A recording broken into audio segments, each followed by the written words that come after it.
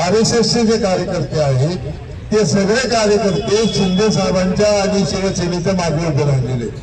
त्यामुळे ही लढाई ना मुंबईमधली शिवसेना विरुद्ध भाजप नाही, तर संधी साधून घराणं विरुद्ध शिवसेनाची आहे. आणि भाजपची सगळी मंडळी, RSSची सगळी मंडळी आपल्या बरोबर आहेत.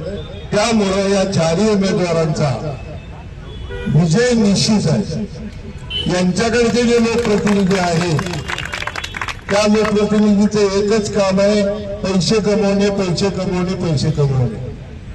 यांना एखाद्या दिवशी पैसे नाही मिळाले, एखाद्या दिवशी कमिशन नाही मिळालं, एखाद्याला फसवता नाही आलं, त्यांना झोपत लागत नाही.